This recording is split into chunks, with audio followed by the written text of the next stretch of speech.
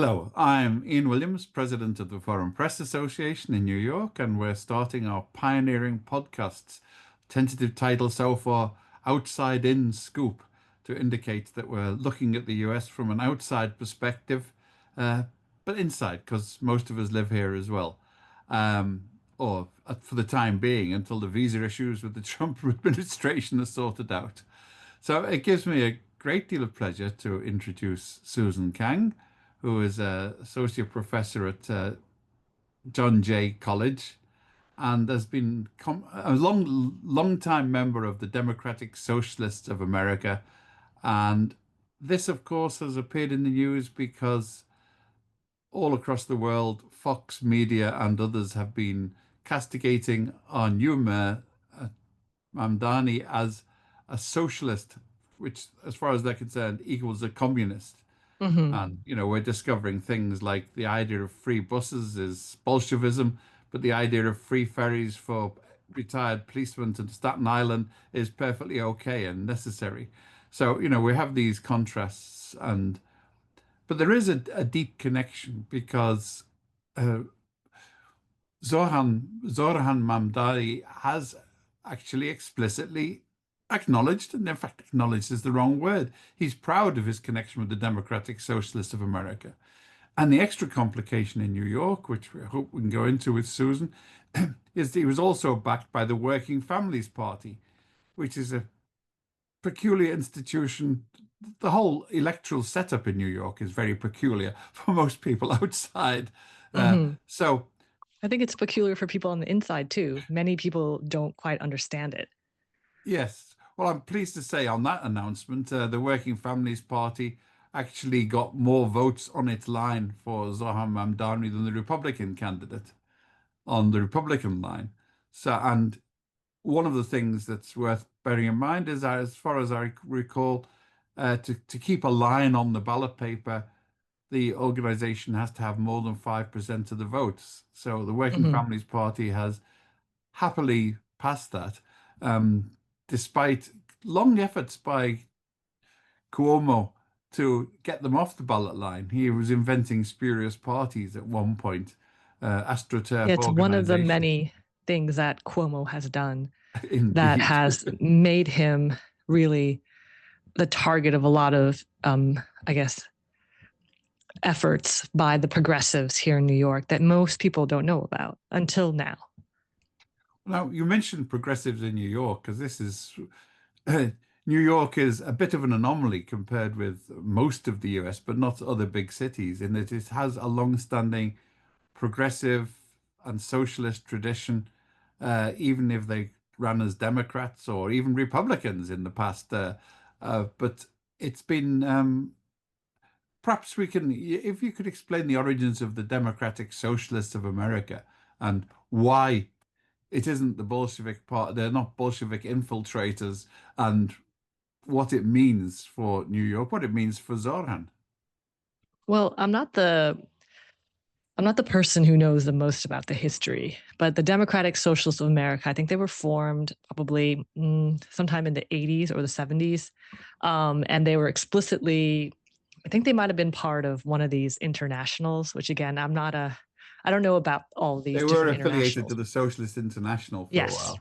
Yeah. So, but it was explicitly not, in my understanding, a Bolshevik party. It wasn't a party that was associated with the Soviet Union. Um, and it was an organization that sought to fight for socialist values and policies in the US using democratic means. But what that meant wasn't necessarily clear. So, our first Democratic Socialist mayor, in terms of being a card carrying member of the DSA, was David Dinkins. So, people act like Zoran is so new and special. And what I like to say is no, Zoran is a continuation of New York City's storied socialist past, right? Whether it's with the DSA or socialist or communist organizers or the radical trade union movement in New York City. Like New York City has been an important place for left organizing in the US, and there's an erasure of that history. And so this is like I always have this line, like it's a very normal continuation of how politics is done. in New York City, right? Even though I think that Fox News or the New York Post would like to act like this is strange or radical, but I think that's New York. New York is a place where, people from all around the world came. Many of them came with their radical traditions from their home countries, and they came and they, started working and raising families and living in different parts of New York. Whether it was like, there's like a famous author, Vivian Gornick, who talks about growing up in like a Jewish socialist communist community in the Bronx, or like there were Finns who settled in South Brooklyn and Swedes who brought like their traditions of trade, social democracy, trade unions, and free schools to South Brooklyn. There were many Italian socialists and communists who settled here in New York, and of course, Black radicals in Harlem. This is just very much a continuation of our proud socialist left radical tradition in New York. I'd say it's as New York as a bagel. Well, one of the things is nobody's tried to change the name of the Norman Thomas High School, and Norman Thomas was the actual leader of the Socialist Party in America and ran as a presidential candidate. So we have an extremely good tradition there, and which is overlooked. Mm-hmm. And I mean, one of the founders of the Democratic Socialists of America, as I understand, was Michael Harrington, who was actually an advisor to, I think it was LBJ, on the Great Society. So, the vilification was not it. Well, there's always been vilification, but it was within, let's say, almost acceptable bounds. Now, Yeah, the what rumors of our subversiveness have been greatly exaggerated. Well, almost one says the last one sees the a bit of subversion is called for under the present climate, perhaps. Um, what is the so what's the relationship? The Democratic Socialists do not run electoral candidates, do they? Um, so the Democratic Socialists of America, we do endorse electoral You candidates, endorse, but you don't run candidates. You don't say this is the vote for the but we don't Democratic run Socialists. candidates under a Democratic Socialist Party line, if that's what you're asking. We run them on the Democratic line. Right, because that's one of the things that perplexes people from outside the US is the whole idea of a party, the idea that you can just go down and register as a Democrat or a Republican or WFP, the Working Families Party, is a bit strange because in most other countries, to join a party, you have to sign, you have to pay dues, you have to pledge yourself that you'll follow the rules of the party, and in general you won't act against the party. But as we've seen over the last few days, there's absolutely no discipline at all in the Democratic Party when 8 of their No, senators vote against sort almost of, everything that the party and members and other representatives stand for. yeah, the kind of social democratic party of Europe or the parliamentary parties that you see in the UK, that's just not the way parties work in the US. Parties in the US are catch-all coalitions. The coalitions are constantly evolving. They don't have necessarily well-defined planks or ideological positions. And in fact, Zohran Mamdani said multiple times throughout his campaign that the mayor that he most wanted to emulate was LaGuardia, who was a Republican. And he was so beloved by the left that he was consistently cross-endorsed by left parties during his mayoralship, which was very successful. And he was very much the mayor that brought the New Deal to New York City. So I live in New York. I have 2 children who they're not small anymore, but they're still pretty young. And we go to the public pools. All the beautiful public pools in New York City were basically built during either the New Deal or the Great Society. There hasn't been that kind of build out of this sort of public infrastructure since those 2 experiments of social democracy in the US.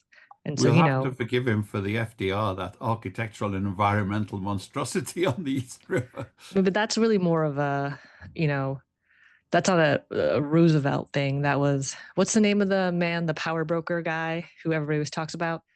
Robert Moses. That's really more of a Robert Moses yeah. thing. Moses thing. So that's another conversation, a whole nother podcast. Okay.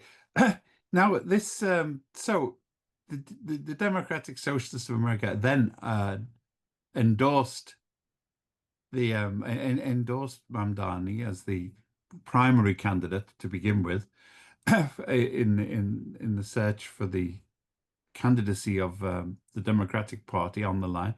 The Working Families Party also endorsed him. And can you explain the Working Families Party for outsiders?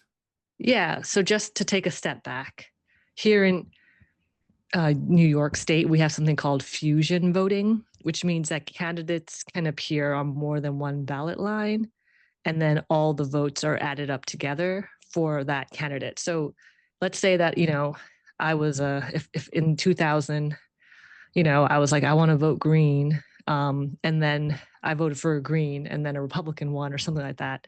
Then my maybe my vote was expressive of my position on environmentalism, but then, it didn't necessarily support the candidate that I preferred over the other candidate, right? So you can have basically fusion voting allows for expressive voting that allows you to vote for this sort of coalitional candidate while allowing for that expression, right? Like say 9% of New York City voters, I don't know what the number is, 10% voted for the Working Families Party, including Zohran Mamdani. So the Working Families Party is a third party in New York City that has a ballot line, and it endorses and runs candidates that are typically Democrats, although there have been exceptions when they ran a candidate that wasn't the Democratic nominee and won, because they want those candidates to express the values of the Working Families Party, which is, supporting organized labor and progressive stances on a number of issues, including things like women's rights or LGBT, climate change, like workers' rights. There's a whole host of things that you can find on their webpage, and they're active throughout the country, but I think that they're very active here in New York because of our fusion voting. So like I wouldn't vote, obviously I would vote for Zohran Mamdani, but I felt that voting for Zohran on the Working Families line was more expressive of where I stood, like ideologically, than voting for him on the Democratic line. But it was still a vote for the Democratic And nominee when all the totals also help to make vote are sure the totaled. Working Families Party stays on the ballot afterwards, as I Yes. say. I've It was seen. actually, there have been awkward moments because I'm like my friends joke that I'm a elite level Cuomo hater. But in the past, they've asked us, please vote for Cuomo on the Working Families line. Otherwise, we might lose our ballot line, which is like ironic because he was trying to destroy the Working Families Party. But I did that. I really did hold my nose to do that because I said, well, the Working Families Party does great work, especially on down ballot candidates. And it's the top ballot candidate that matters in terms of that vote total. So I did vote for Cuomo, and then I felt really bad about myself. So, but democracy isn't just about feeling good about yourself, is it? Well, I've always, at the time of Hillary Clinton, it was recommended by some people that you should go into the ballot box, but take an an airline sick bag in with you. Yeah, well, But those feel like different times, don't they? they do indeed.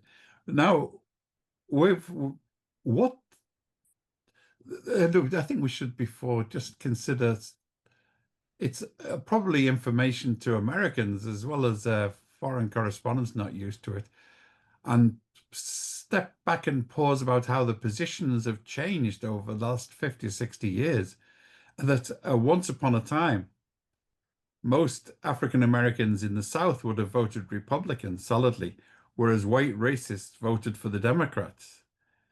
And it was only after LBJ, well, to some extent FDR, but after LBJ, Lyndon Baines Johnson started the race to equality and equal opportunities, that Democrats became, well, in the North the party of racial equality, and in the South the Republicans became the party that was the old Southern Democrats, uh, corrupt, um, corrupt, racist, and in favor of power and privilege. So Yeah, there's a line from a John Prine song, who's a singer-songwriter. He has a line about his grandfather, and he said he voted for a Republican because Lincoln won the war. So that's the results of the old coalition during the Civil Wars, that the Republican Party of Lincoln was a party of emancipation, but that did shift over time. And it had different results in different cities. Like northern cities had different political orientations than southern states. But then, a lot of people moved, right? The Great Migration, a lot of African American Southerners following rail lines. Like you look and see that, okay, these communities in like Atlanta, they went directly to, I don't know, Detroit or New York, because that's the way the train lines followed. There was one of the insights from some political observers, and it's broken down now, I think, but was that you could tell in general which way a district or a state or a county was going to vote by which side they were on in the Civil War. Yeah, I believe that. And in upstate New York, there's a particular problem because upstate New York was staunchly Republican and pro-Lincoln, whereas New York City was, to its shame, extremely racist and democratic for a long time. And so you're still getting people historically voting Republican upstate who mightn't otherwise have done, although they now seem to have matched their politics to the party, and it's been one of the you were part of this because to maintain power in New York, Cuomo, let's did he set up or did he connive at the founding of the Independent Democrats of New York? Yeah, so this is a complicated thing. And So as this is always, how this was explained to me this way, that traditionally there's two houses in New York State legislature. The first is the Senate, and the second one is the Assembly. And the Assembly, divided up their assembly seats. There's over 100 by population, so that favored the Democrats. But the Senate, they split up their seats based on like land, like the basically. actual federal Senate, in Right. fact. And then that made it Republican. But then there were some reforms that started to allocate them by, probably under constitutional protections, one vote, one rep, or something like that, where they decided we're going to distribute Senate seats based on population, which made them very Democratic. But so as a result, the Republicans didn't like this. The Democrats we'll make a gentleman's agreement. We'll ensure that we draw the lines in a way so Republicans can maintain control of the Senate. But then it was just with demographic shifts, that was not going to happen anymore. So the way to maintain this Republican majority was first through, I don't know, something called the Gang of Four, back in the 2000s, in which a number of Democratic senators, they kind of defected to the Republicans. That's Those folks funny. all ended up in jail. I should put in just for the record, since you've spared it. I actually met the Gang of Four in Peking during the culture in Beijing. Oh, okay, so that's the other Gang of During the Four. Cultural War, yeah, the other Yeah. Gang of Four. So Okay, this so is a slightly less historically significant Gang of Four, but it was significant because it reflected that the old sort of gentleman's agreement, which is that the Republicans got the Senate and the Democrats got the Assembly, couldn't stand anymore. Anyway, the New York City Gang of Four, they all ended up going to jail for corruption, and that's neither here nor there. But by 2011, when Cuomo comes to power, it's clear that both the Senate and the Assembly was going to be ruled by majority Democratic. And so a new gentleman's agreement was brokered in which a group of sort of very moderate Democrat senators would then caucus by themselves, which would give the Republicans the majority. Now, that is complicated. Trying to explain this to voters is also complicated. Coalitional politics in general is a bit complicated, but I think Europeans and people from parliamentary systems understand it because they're always getting new elections called. Like Canadians, for example, they might have a new election call when the governing coalition fails, right? But but coalition politics is, in Europe yes. in general, if you run against your own party, you're barred from candidacies in future until you sort of groveled and redeemed yourself. Yes, So we if don't have that here because Cuomo would never be a candidate again if he were doing this for the Labour Party or the German Social Democrats or whatever. exactly. By running Unfortunately, against the party is the sin that dare not speak its name almost. what I think non-Americans need to understand, and one of my colleagues at John Jay actually wrote a book about this, is that our campaigns are candidate centered. Like the personal story of the candidate matters, right? It's not their position, as a party member that matters. So that's very different. Um, so Cuomo knew, for example, that he didn't have the Democratic nomination, but he was like, I have enough like popularity as an individual, as a former governor. I'm going to go see how far that could take me. But anyway, so to go back to the IDC. So in 2011, they created a gentleman's agreement in which I think about four senators, one from upstate, one from the Bronx, one from Staten Island, and one from the Hudson Valley, decided to caucus by themselves, thus giving the leadership the majority status of the New York State Senate to Republicans. And that was called the Independent Democratic Conference. Cuomo, I don't know if he did it himself, if or if he just didn't discourage it, because he could have. He's the leader of the party in New York State. He could have said, knock it off, guys. But instead, he liked it because this split government meant that he would negotiate and figure out which policies passed through. Right. So it was like It a way nullified the majority of the Democratic Party and ensured right. his control. But it meant that if he wanted to pass through something like marriage equality is what he called it. I read his book. This is how much of a hater I am. I read everything he wrote, except for the Someone COVID had to book. do it for the sake of right. all I didn't of read the us. COVID book because he didn't write it, Anyway, so he talked about how he'd have to go and negotiate and talk to these Republican upstate senators, et cetera. So it was his political power. It was Cuomo's individual political capital that would allow for progressive reforms to pass through. But I like to say this little factoid to people when they were curious, like, what's the big deal about the IDC? I'd say, look, Texas has a DREAM Act. And if you don't know what the DREAM Act is, it's a policy that allows the children of undocumented immigrants to get in-state tuition. I was like, Texas has it. That's a Republican state. New York doesn't have it because of the IDC, right? We have this artificial majority we hand to the Republicans. And I would say, California has great climate policies. We don't, because the Republicans in the Senate don't want that, right? We don't even have Roe v. Wade written into state law. So until we got rid of the IDC, the Independent Democratic Conference, there was Roe v. Wade only protected the right for a woman to have an abortion through the fact that it was a Supreme Court case. No, and that meant we knew that conservative judges could overturn it, and there was no law protecting it in New York State. So that only became law in 2019 because people said we got to get rid of this IDC. And so I got involved in politics. I already disliked Cuomo because as a CUNY professor, we weren't getting any raises. Cuomo's whole thing, he loves to talk about how he's effective, but actually what he is he's kind of a bully. He likes to impose austerity budgets onto all the different stakeholders in New York State and then brag about how he passed a budget on time. Well, in New York State, budgets are supposed to be passed by April 1st. Budgets typically aren't passed by April 1st because there's still negotiations happening between different stakeholders who might say, we still don't have enough funding for our social programs or whatever, right? New York State has a huge budget.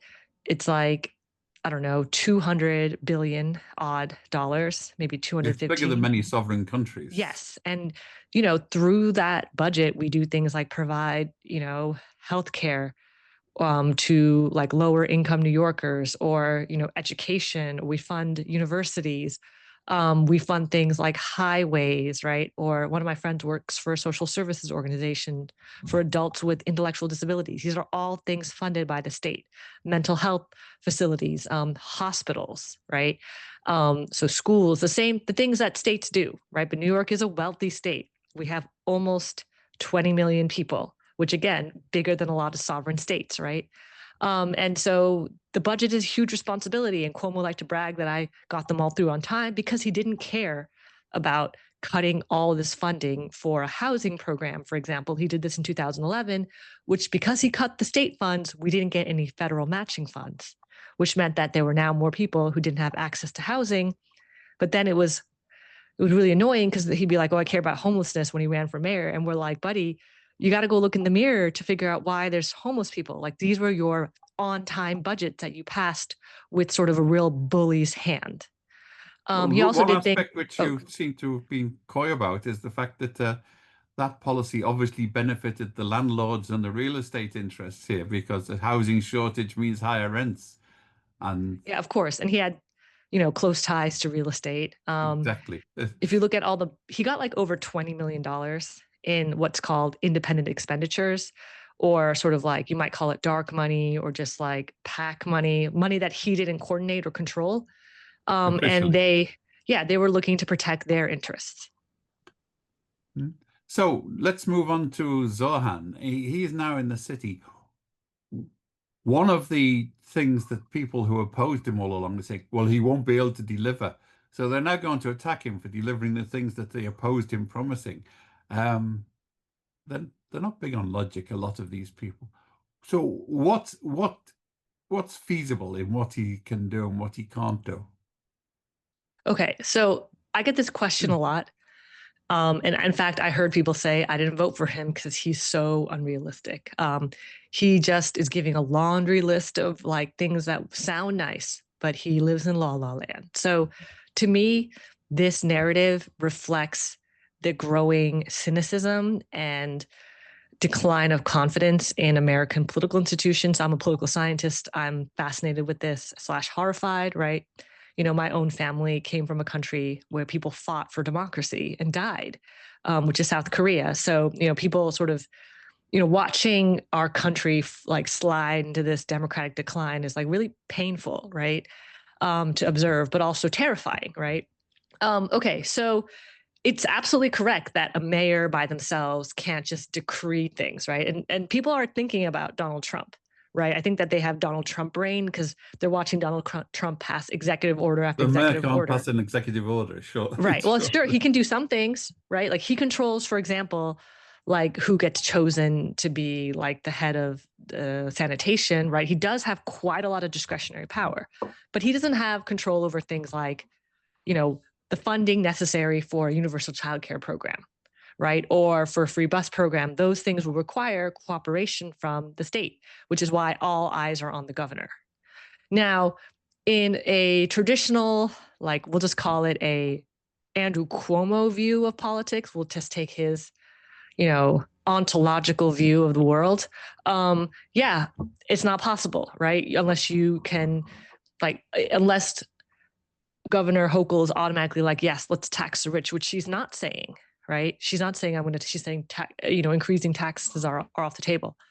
But what I tell people is that Zohran is not a normal politician. Zohran is somebody who's from movements, and movements seek to transform what's possible.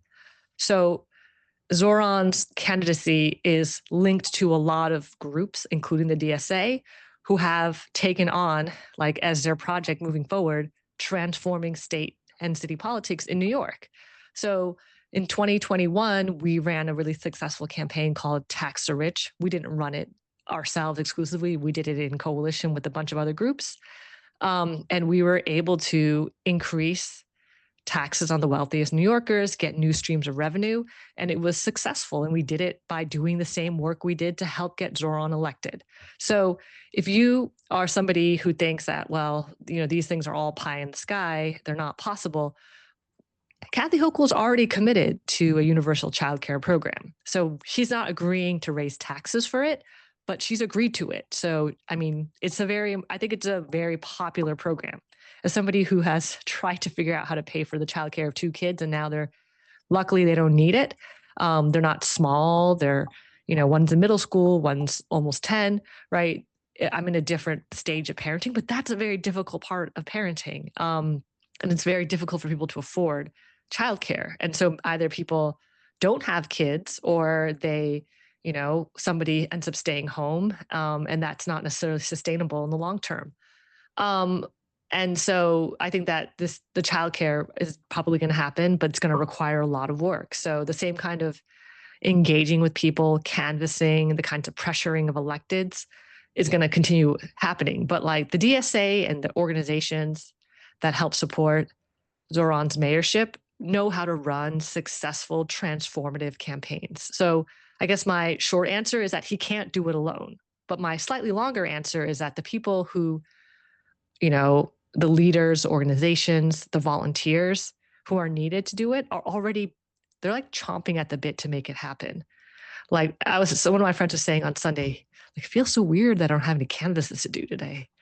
Like I don't have anyone to talk to about Zohran. And so we're shifting that from talking That about was one the of the mayoral most election to taxing the rich or fast and free buses. It was one of the most noteworthy things that even the opposition noted, and I think I've got their notebooks out, that by taking the campaign off the television and off the computer screens and going onto the streets, he actually built up a sort of a community, a political community of the kind that we haven't seen for a long time in the United States, or even in places like Britain, in fact. So people were out canvassing, and people were, like you were implying, they were doing it as a social occasion as well as a political one. I mean, it's not just social, right? It's like being somebody who talks to Participate. other people about politics. It becomes I guess it is social. It becomes your identity, but it's not just about your friends that you make. It's like how you think about yourself. And I think a lot of people I met people on election day who said, this is my first Zohran canvas. So even until election day, we were bringing in new people who wanted to be, that's the thing is that people want to be part of a movement. Right. And like we were polling, like the campaign was polling at 1% even in like February. So not that long ago, in March. So we didn't have the name recognition, but it's like this was all built because of the canvassing. And everyone wanted to talk about social media, but 100,000 different individuals signed up and did canvases, and some of them did more than one. So it is people called it like an army of volunteers. And like the other thing too is that people always talk about how disengaged and alienated and isolated and like the male loneliness epidemic. This is a big topic of debate. And all these jokes are like, well, the cure to the male loneliness epidemic was volunteering for Zohran Mamdani. Like you saw how well he did with young men between 18 to 29. But I think that whole thinking of yourself as a person who can have a positive effect on politics, I think that's actually, deeply revolutionary for many people. So yeah, I guess But to we are correct kind of this, radical. correct the inherent sexism, from what I saw, many of the canvassers were women Oh yeah, who no. were I very mean, but active in nobody talks about a supporting. female loneliness epidemic. Is what I'm trying to say. Yeah. So women don't complain about being lonely. Um, but yes, many women, and also not just young people. Like, first of all, I'm not like a young person unless I'm talking to my orthopedist, right? I'm not a 44 and under voter. Lots of people of all ages, right, supported Zohran. Like there was one canvasser who came out who was in her 70s, and she was enthusiastic. She spoke multiple languages. She was fantastic. So that was just one that I can think of like that weekend. But we had people ranging from like 55, 45. We had like teenagers. There were like 15-year-olds who were high school students coming out. And I told people ages 15 to 85 are people who I've seen canvassing, volunteering. Some of the older people are more likely to do phone banking, but it was an inclusive community. It was very diverse too. I think that I saw a lot of young South Asians, activists really feeling motivated and inspired to come out. I mean, one of the issues, this sort of the bear in the woods or whatever it is, in the the thingy in the room is the way that the Middle East played in, and that's got a special relevance to the DSA. I mean, the Middle East suddenly. I thought one of the times that I thought Zohan, well, the first time that I really thought Zohan had got it completely right and was tuned was when the standard question was asked, when will you go to Israel? And he said, I won't because I don't represent Israel. And I thought that was the perfect foil for what was obviously meant to be a pitfoil Mhm. question almost. And I think he got it right. And I think that it resonated with a lot of people who were pretty sick. And it happened to be, of course, while the events in Gaza were going on and disabusing people, or let's say alienating people from Israel. Now, with the Democratic Socialists, one of the founding portions of it was New York Jewish socialists who are extremely prominent. You know, they have been prominent in Europe. You mentioned it. They had Yiddish socialist newspapers in New York, and they were in the DSA because they were anti-communist, but they were pro-socialism. And they, a lot of them had what you might call a sentimental attachment to Israel. They wouldn't necessarily defend it to the hilt, but they didn't approve of attacking it. And so for many years, the DSA basically thought, don't mention the war in the Monty Python line.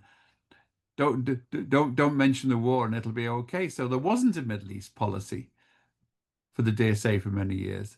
But now it's got one, and it's something that was brought up, and of course, I think probably counterproductive.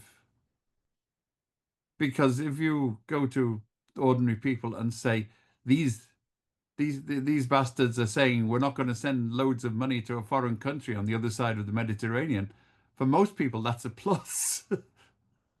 Yeah, well, traditionally, support for Israel was considered the third rail of New York politics. And the third rail, if for listeners who don't know, is a part of the subway tracks that gives electricity to Worth the a thousand subway, right? volts. I worked on the railways. Oh, okay. Yeah. I'm terrified of electricity. I respect it and I stay away, right? So you don't touch it, is the reason why it's a third rail. You don't touch it. And so when the events of October 7th happened, our governor, Hochul, actually went to Israel. We don't really know why or who paid for it, but I do know that her father died while she was there, which I found to be very puzzling because I would rather be with my father. And also, she's a governor, not a federal, official who would be involved in foreign relations. So in New York, the line has always been, in New York, we have one of the largest Jewish populations in the world, um, certainly outside of Israel, and it's true. The DSA has many Jewish activists and members of all ages, and there's a diversity of views on Israel. But I think there's generally consensus that what's going on, that's not acceptable, right? What's going on in Gaza, right? So people may disagree, like, should there be a Jewish state of Israel? Should there not? A lot of disagreements. I disagree with, because I'm a political scientist, and so I come to it from a political science perspective. And I think I disagree with my friends who think it's two-state solution, but a lot of political scientists think of, the one-state solution's already there is kind of the article that was written by one of my former professors in foreign policy. His name is Michael Barnett. So I'm sure you're familiar with it. It was called The Reality of the One-State Solution. So we don't always agree, right? One of my closest friends um, is Jewish American, and he's like, Susan, you're wrong. It has to be a two-state solution. But I don't have to argue with him about it because I don't actually have any say in how that policy, would get decided. And the one thing we do agree is that maybe the people who are there should be the ones who decide what their future looks like, and not, Susan who lives in New York, right? This is just what I think based on the things I've read. So there's a disagreement. And luckily, you don't have to agree on everything to fight for a better world, to fight for a more affordable New York City. Um, and From the I know outside, people. one of the situations in DSA has been that there are factions who think it's a sort of Leninist party, and they can write a line and outlaw people who don't say exactly what they want to be said, in the way that they say. Um, I think it's the International Committee, which has been, and it's not really representative of the whole body, but they come out with solutions and then insist that people must abide by theirs rather than the more broad, multilateral, tolerant approach that you described. Yeah, I mean, like, there's a lot of different groups of people in DSA, and they can say whatever they want, right? But democratically, we decide what to work on together. So people can put out a statement, and I'm like, good for them. I also do my own stuff, right? I publish writings and that kind of thing. But I am not working on any campaigns unless the DSA, New York City chapter, has our regular process of debate, discussion, and voting, right? And then I'll decide, do I want to give my time to this or not? And that's sort of what, like, people are always like, well, DSA is this, and well, DSA did that. It's like, we just talked about how the Democratic Party is like a big tent, right? And there's lots of different coalitions and people who focus on different things. The DSA is kind of like that in that way. A And you slightly know, smaller people, tent, but it's still a a big tent. smaller tent, but it's also large ideologically as well. And like everybody in the org, it's kind of like if you meet one DSA person, you've kind of met one DSA person, right? We have our values, our goals, where we want to put our time. So some people might say, you need to put your time to this, Susan. And I would just be like, well, thanks for your opinion. I'm going to put my time into what I want to. And so no one ever, people worry about joining DSA. They're like, do I have to do things I don't agree with? Never. You never have to do anything you don't agree with. And you also don't have to do anything you can't do, right? I have friends who are parents who are like, well, I want to join DSA, but I don't have 10 hours a week to give. And then my response to them is join DSA and give 0 hours a week until you have some time to give. You can always show up once, show up twice. But like one of my friends is a DSA member. He had no time to canvass, but he and I hosted an early fundraiser for Zohran, right? So we do what we can, right? And I think that's the most socialist thing I can think. You know, you do what you can when you can, knowing that we contribute what we're able. So finally, taking it from there, let us look at the world. When you get the scaremongering from Fox and Cuomo about socialism in New York, so free ferries to Staten Island isn't socialism because the beneficiaries are mostly Republican. Mm-hmm. But we have, the best example, I think, is the Scandinavian, the Northwestern social democracies.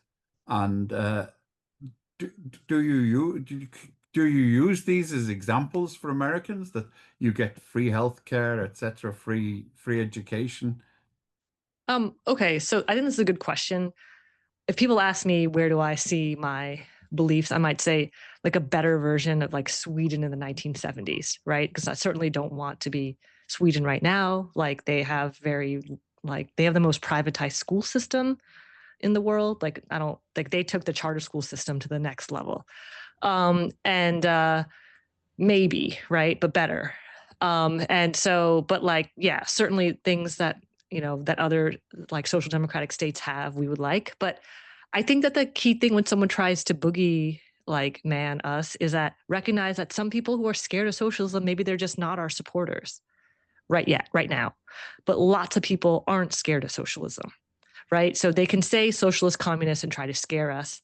We may not win those people in the first, in the first instance, right? Like when we have our election, but we may win them over with our successes in the end, right? And then also knowing that a lot of young people don't care, right? So I was born during the end of the Cold War. And I remember one of my like grade school projects, we had to talk about the fall of the Berlin Wall, right? So it's still there. I don't know if we did air raid shelters. I don't remember because I was pretty young. But all these millennials and these Gen Zs, the Cold War is as relevant as doo-wop music, which I do like doo-wop music, but it's certainly not like a thing Wow, that, you do? I do because I like old music. But it's not a relevant thing to their experiences, right? You might as well be talking about like, I don't know, they say things like the 1900s, right? That it's another world to them. So those folks you can reach. And some people also, the thing about like, they like to make generalizations like the 45 plus, they supported Cuomo. They still only supported Cuomo by a certain margin.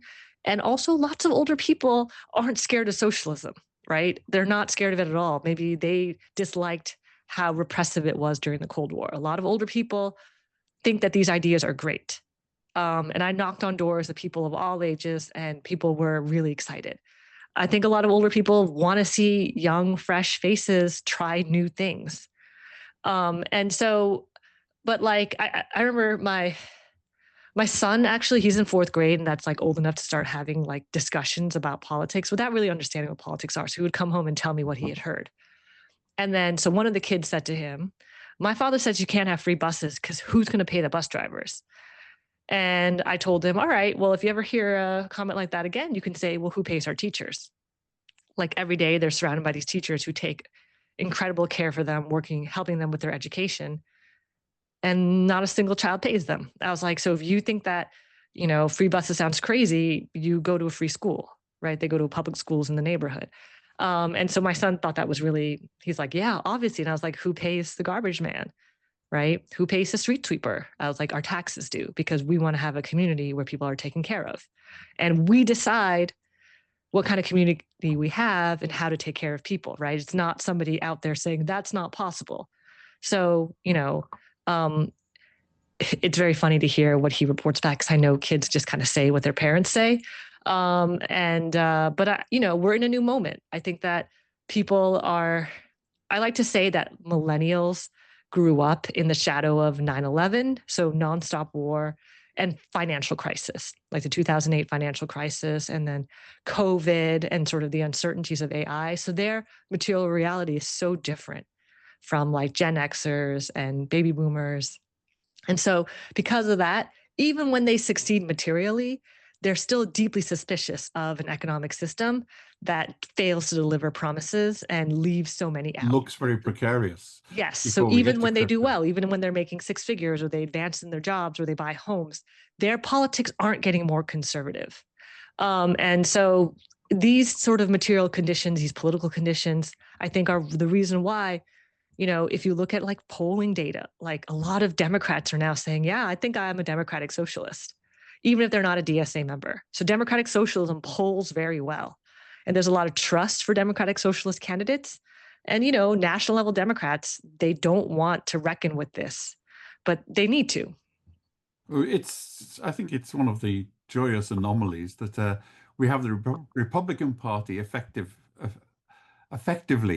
acting as pro-Putin, and most of these democratic socialists opposing Putin and the Russian oligarchy. It's almost like the shift between the support for segregation uh, 30 or 40 years ago. We've had a sort of complete reversal of lines. Is that we have Trump now sort of saying that Putin is a wonderful person, far more fervently than socialists ever said that Uncle Joe Stalin was a nice guy. Yeah, well, the world is kind of, in terms of these power politics, is very different now too. So a lot of young people really like China too, because I teach young people, and so they're very impressed with Chinese technology. They like Chinese cultural things, like those little stuffy things, and they like how China is building out like things like green energy. So there's lots of new models for governing that young people pay attention to, and new values. And young people don't vote. I think this is one of the things that I really want to stress to listeners, which is that young people often don't vote, like Gen Z, millennials, and they voted in record numbers this time around. And I think the typical stance, political scientists and others, and is to like lecture and scold them, like, you got to vote. But Alexandria Ocasio-Cortez, once said, and I think she says this multiple times, is that if you want young people to vote, you got to give them something to vote for, something that makes them excited. And if that's not being offered, that's kind of on the fault of political leadership, not on young people. Right. So there's too much scolding and like hand wringing about young people not being invested, and less like sort of, hey, I'm the one with the resources, the power, and the experience, and the, whatever, the ability to set ideas. Maybe, it's one of those, there's like a meme with Principal Skinner from The Simpsons. He's like, am I the problem? No, the children are the problem, right? This is a time for Democrats to think about, if they want to win young voters, what they have to do. Okay, I think thank you very much, Susan. I think we've covered a lot of ground there. There's a lot more to cover because we're talking about decades of struggle and thinking and decades ahead.